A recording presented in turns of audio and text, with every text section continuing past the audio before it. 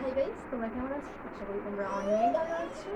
আমিও অনেক ভালো আছি। ঠিক আছে, তোমাদের সাথে কিছু ইন্টারেস্টিং ভিডিও শেয়ার করবো। তোমাদের দাদা আমার জন্য স্ট্যান্ড বানিয়েছে ভিডিও করার জন্য, তো সেটাই তোমাদের সাথে শেয়ার করবো। ঠিক আছে, মানে আমি অনেকদিন থেকে দেখছি আমরা কিন্তু ভিডিও করছি, তোমরা ভিডিও দেখছো, কিন্তু মানে একটা ভিডিও করতে কতটা কষ্ট হয় তোমরা জানো।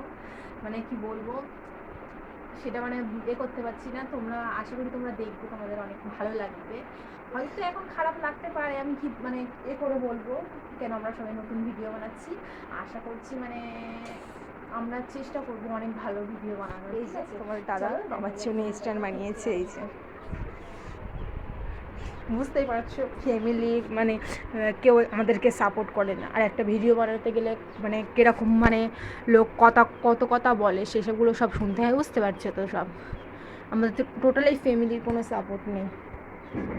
সবাই মানে কীরকম একটা মানে কি বলবো তোমাদের সাথে, মানে আর আমি বলতে পারছি না।